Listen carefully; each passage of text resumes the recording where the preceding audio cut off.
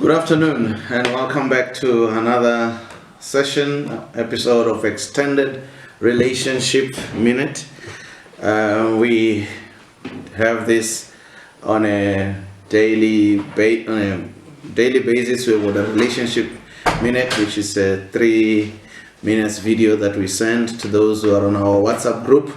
And if you're interested in receiving those, inbox us and then we'll put you into one of our WhatsApp groups. But on Saturday, as usual, on this time, 5 o'clock, we have this extended relationship minute, which is opportunity to deal with things a little bit more broadly than we can in our little 3 minutes videos. So welcome this afternoon, and today we are talking about love. What is love? The color of love? How do you know that this is it? Now, let me start by saying, of all the words in the English dictionary, there is no word that is used, misused, abused like the word love. Many of those who have used the word love do not mean what they say, or they don't say what they mean. And as a result of that, many people who have been told that they are loved have, at the end of the day, been left with a bitter taste of what it means to be loved. Now, whilst it is difficult to explain the word love, but all of us do know love when we experience it, and all of us have experienced love from different sources, and when that happens, we do know what love is. It is unfortunate that when it comes to love relations, the most common love among mortals, I will say, it's a bubblegum love. That love that is sweet at the start, but later on, the sweetness disappears. No matter how hard you chew that chewing gum, the sweetness is no longer there, and the sweetness does not seem to come back. And it is no surprise that many chew this gum and spit it out and go and chew another gum, because that's the kind of love that we have become accustomed to as mortals. Many believe that love is just the feeling. Now, that spontaneous sensation that you feel when you finally meet the right person, it's no surprise that somebody said love is a feeling that you feel when you feel that you're going to get a feeling that you've never felt before. That's not love. Love is not just a feeling. Love has feelings, but love is not just a feeling. Now, that feelings of excitement that we are talking about, that many call love, we are told on average it lasts for about 2.5 years, maybe a little longer in an affair relationship. But that is not the true love. That goosebumps that you feel when you think about that person or when you meet that person, it's not the true reality of love. Now, if we have to think about love and talk about love in terms of an open fire, you will realize that when you start the fire, you might use fire lighters to start your fire, and but you don't keep the fire lighters on the fire for a long time, forever. In some cases, you use paraffin or candles, but those are the things that are there to start the fire. But the real fire is when the wood catches the fire and burn by themselves. So many people only look at that excitement of paraffin, the passion, that excitement of the fire lighter, and somehow they associate that, or they think that that's what defines love. And that's why when the fire lighters have come to an end, their fire has ended, many believe that the love has ended. So let's understand that those are just fire lighters, something that is there to start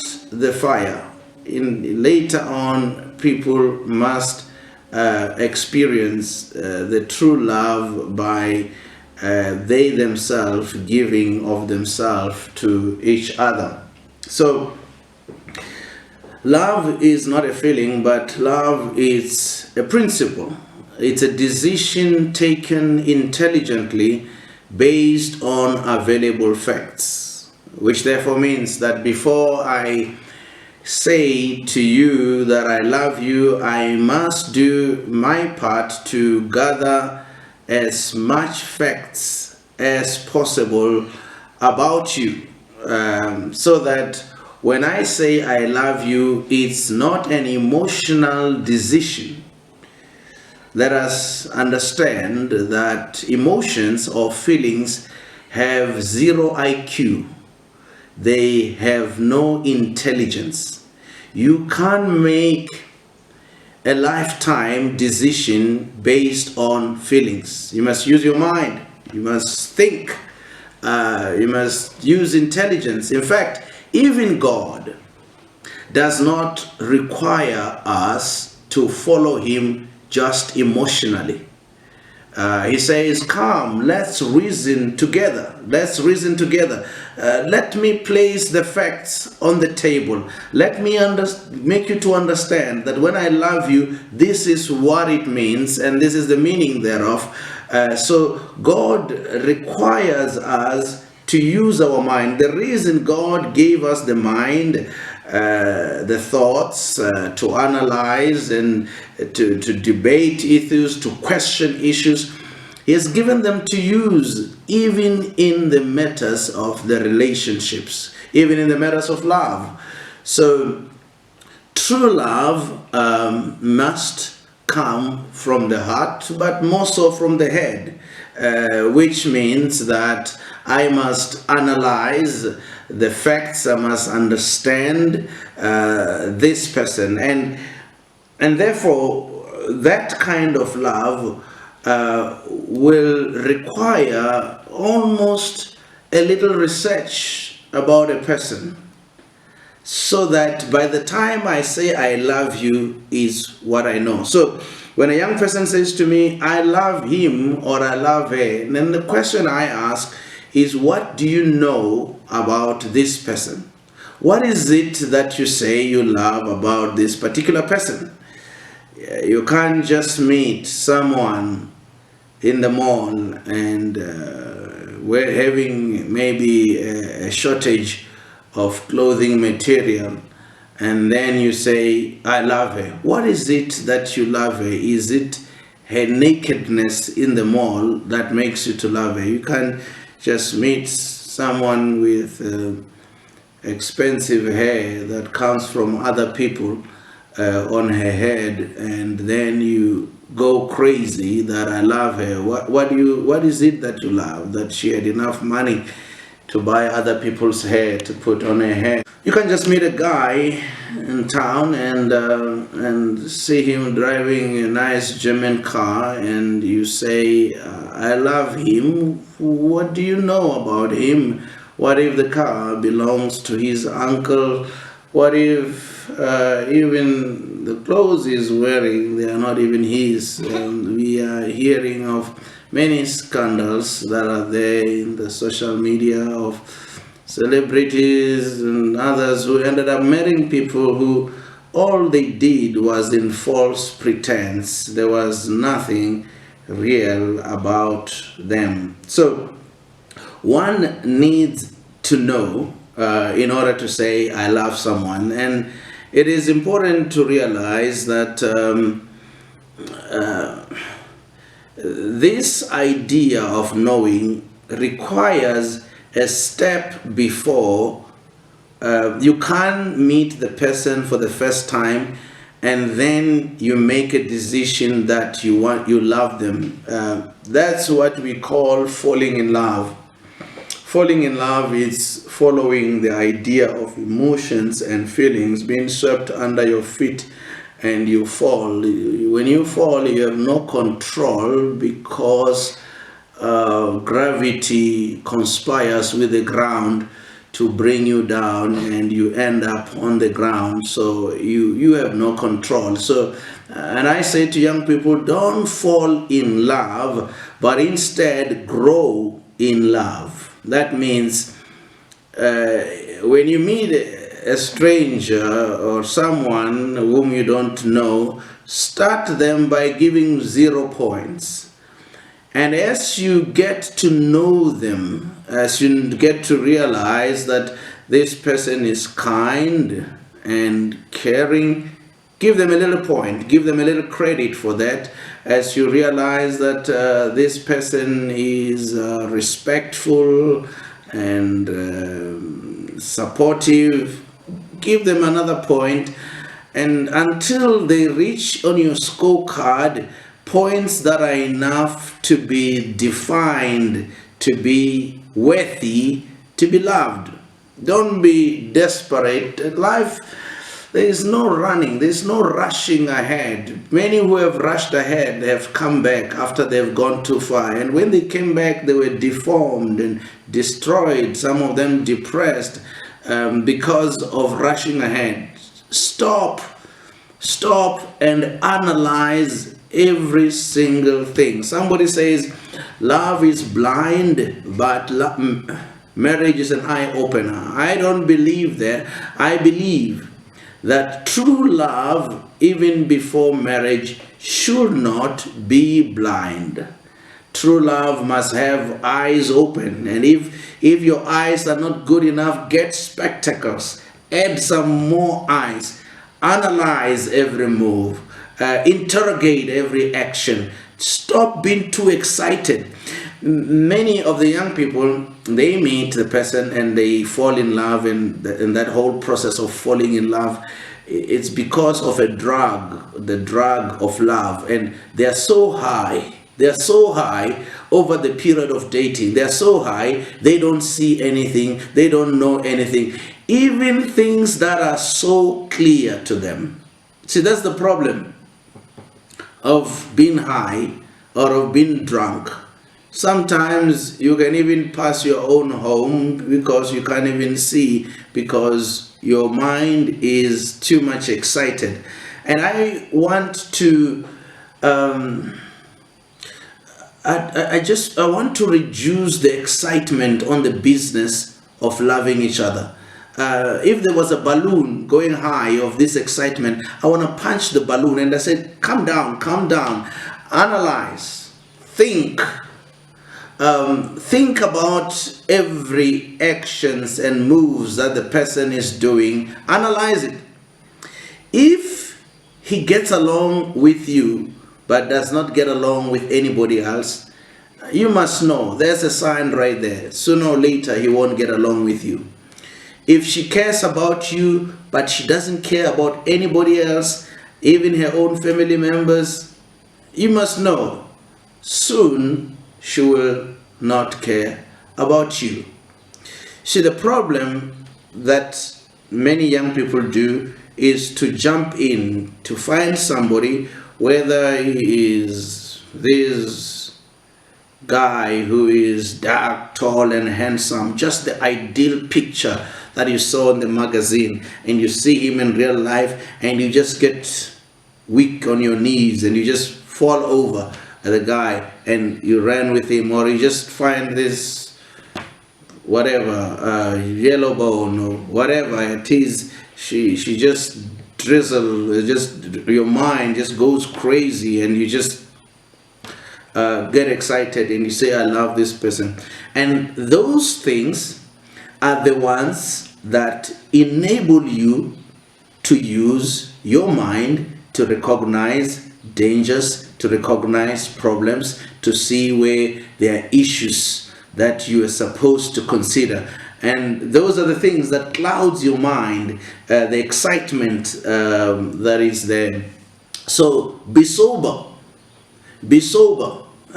Avoid being excited. Even if you feel like you're going to be excited, just calm down. Just calm down. Just relax. Use your mind. Analyze. Because, and one of the things I always say to young people is that the best time to study and to know someone, it is before you say I love you, is before you enter a relationship. Because as soon as you enter a relationship, the other person, both of you, start putting your best foot forward. You start acting right. You start acting as expected. You start acting in the way that the other one expects you to do. And therefore, the idea of getting to know a person almost becomes impossible as soon as you say I love you. You will only see some of those edges that could not be covered by the blanket of love. It is only some few edges. And even when you see those edges which are not being covered, because you are so high, you are so excited, you ignore them. Many times I say to those who come to me, young people, and I said to them, didn't you see the signs? And the signs have always been there, but you fail to recognize them. So the best time to make this conscious decision on about someone that you will want to love, it is before you say I love you. It's when you are studying them from a distance. It's when you analyze the person. And back in our day, we spoke about something called the circle of love. Not circle of love, circle of friends, where you are all friends together and you meet and you talk and you engage and you do things together, you go out together. It is in those circle of friends that you get to know the person better, more than when you are in a relationship. When he or she is treating you like anybody else, when they are themselves in relations to yourself, and you see how they behave when they are angry, how they behave when they are sad, when they are excited, how they behave, and you are sitting there taking notes about their behavior and so on and so on. And if possible, try to even step on a person's toes deliberately, just to be able to see how does the person react when they've been stepped on their toes. Be mean, be unkind, be cruel. Put the person, turn up the heat a little bit on the person. See how they behave on higher temperatures. And then sometimes turn it all the way down and freeze the relationship, the friendship. See how they behave when they are frozen. Different chemicals behave differently in heat, in cold, in wet. And throw that around. You've got all the time. And if you're in the circle of friends, you can eventually be throwing that around. Anyway, you're not promising anybody you love them. You're throwing tests to check the person out, to better understand the person.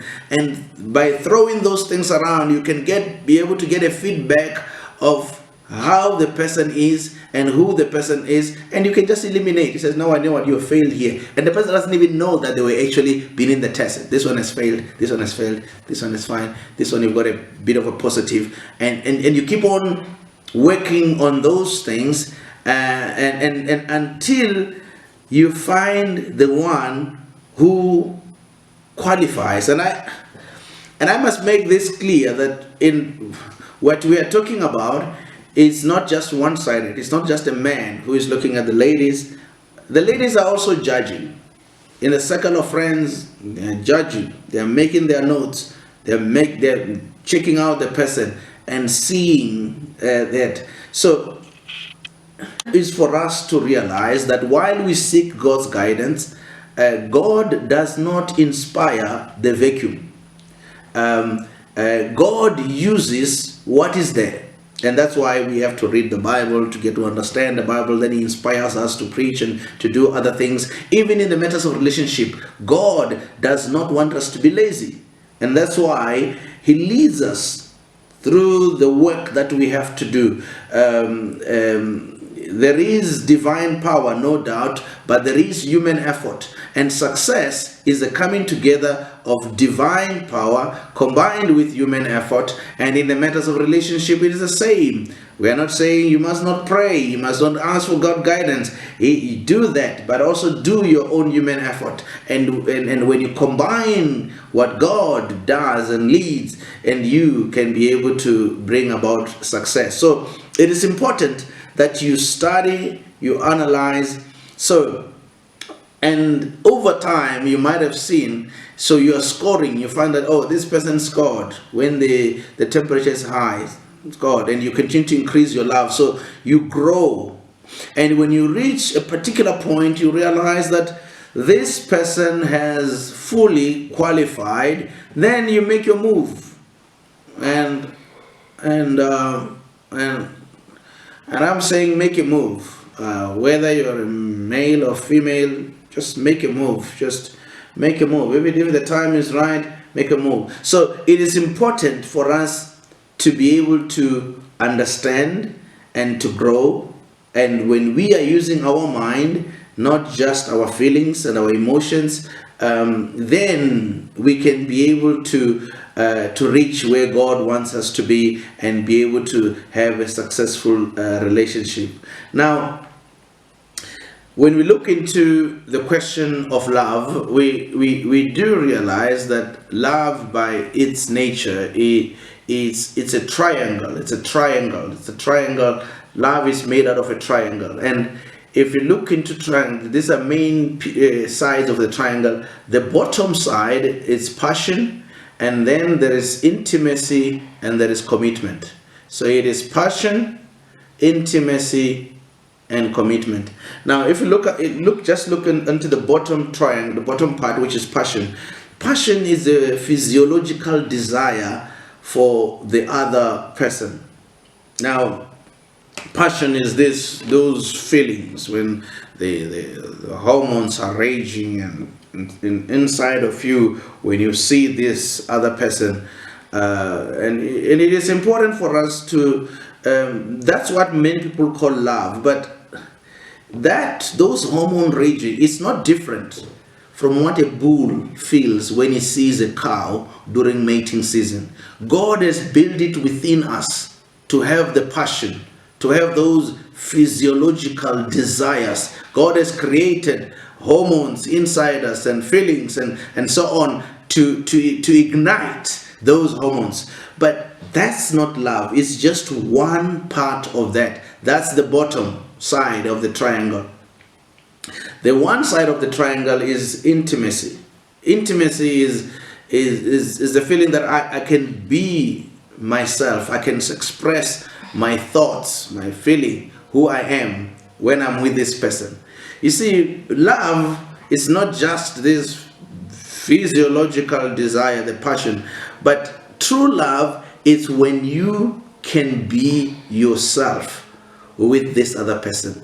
And many of you are aware that sometimes there are people that when you are with them, you have to sound educated, you have to sound sophisticated, you have to sound somehow, you have to scale up to them. But intimacy is when you can be yourself and you are accepted, when your jokes are funny, when your stories are interesting, when you are not boring in the situation, when it is not about the other person. You know, there are many relationships where it's about me, myself, and I, and even when the person say I love you, actually they love themselves with you as an additional item in their life, as maybe as a necklace that they hang on themselves.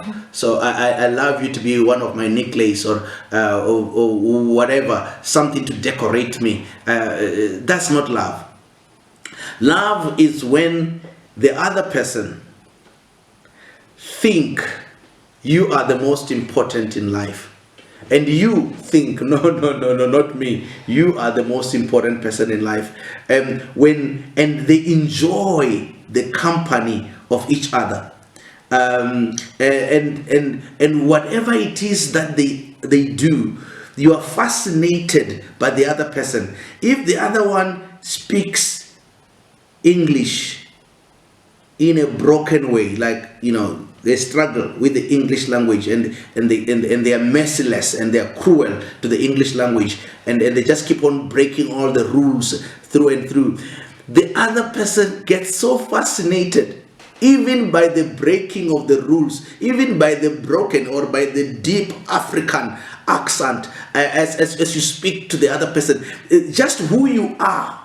Intimacy is when you are accepted, when you don't have to try. You know, you can laugh and joke, and whether you are a villager like myself, you are accepted as a villager, and you can talk about your village stories, and your village stories are fascinated and are interesting. The other person is on the edge of their seat. They can't wait to hear next, and what next, what next. That's intimacy. When the other person is fascinated, is interested, is about you. It's not about talking about how much I love you and whatever. No, it's when you're talking about a butterfly that is passing. Did you see the colors of that butterfly? And the other one says, so wonderful, what a creation of God. And you connect at all kinds of levels. A young lady came to see me one time, and she told me that she had this boyfriend, and they just connected. They were just close, they just connected. But one day she found out that he is cheating on her. And I always say, you know, as I sidetrack, I always say those who cheat on others will be caught. They will be caught. People who cheat will be caught, and they won't be caught because they forgot to delete messages, or they are reckless with their call logs, or sometimes they forgot to lock their phones or whatever. No, they won't be caught because of that. They will be caught because the devil is in charge of the adultery curriculum. He is in charge of the whole holistic part of adultery. So after he gets one person trapped in cheating, the next thing is to expose that person to the other, and so that the other one can see them for who they are. So in reality, people who cheat will be caught. But let's come back here. So she says she found out he was cheating. She dumps him, and she found this wonderful guy at church. I mean, the guy was like those good guys at the church, and an assistant deacon at church. You know, those guys who are responsible.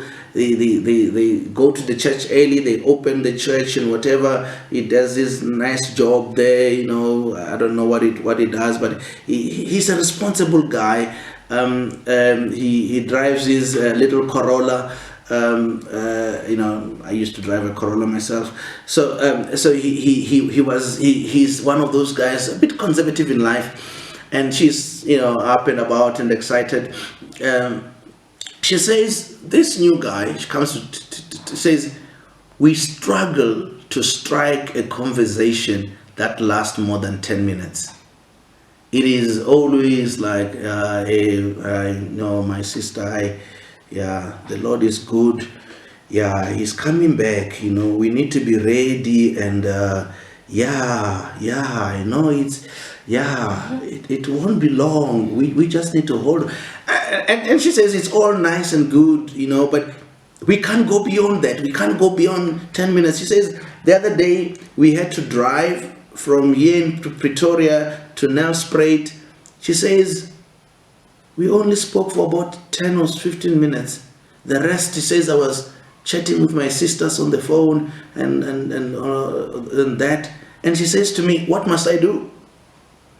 And I understood the challenge of intimacy that was there in this particular situation. And no doubt, the deacon, the assistant deacon was a good guy, but not good for her. They were failing to connect. They were failing to find a way of locking into each other in terms of intimacy. So I said to her, my child, marriage is long. If you are going to talk for 10, 15 minutes from here to Nelspruit, can you imagine how long marriage is if you guys just talk for 10, 15 minutes only? It's going to be hectic, my child. It's going to be rough. It's going to be rough. Because whilst the guy feeds what she was running away from, an unfaithful, cheating guy, he was a good church guy, responsible church guy, but when it comes to the issue of intimacy, of connecting and them being one with each other, he was lacking. He was not there where she is. So they were missing each other in that level. So it is important that we find each other. Don't force it. If you can find that, no, we are not together, we are not connected, don't force it. Find somebody who is connected and who is with you in those issues. Commitment. Now, so it is passion, intimacy, commitment. Commitment, it's the willingness to stay loyal to one person, to commit.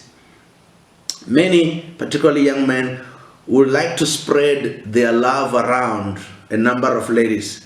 But the idea of commitment is to consolidate all your love into one basket, into one person.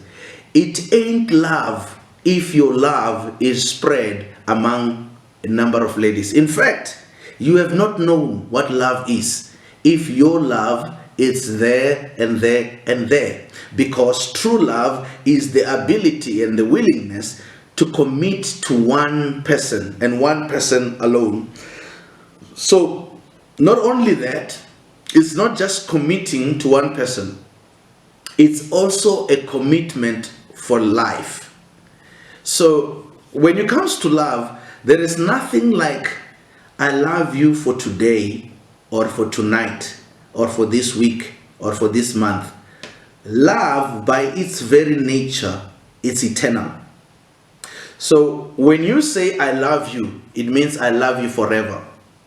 It's not something like I love you for the next 2 years, the next 3 years, and so on and so on. So I say to young people, do not say I love you to someone until you are sure, very sure, that this love you're expressing is an eternal love that will not be changed next week by the weather, that will not be changed by the financial situation, that will not be changed by the stock market, or even be changed by coronavirus. Make sure that this thing you are expressing is permanent and is forever. So when you say I love you, it's a commitment for life. So I said to young people, travel around before you say I commit. Don't just stay in your own village. Visit the next village, or even visit another town and other places, because you stay in your own village, you are born in this village, stay in this village, meet this lady, and you marry in this village, and one day, boom, you see some other people in Johannesburg, and now it's like, I shouldn't have said that earlier.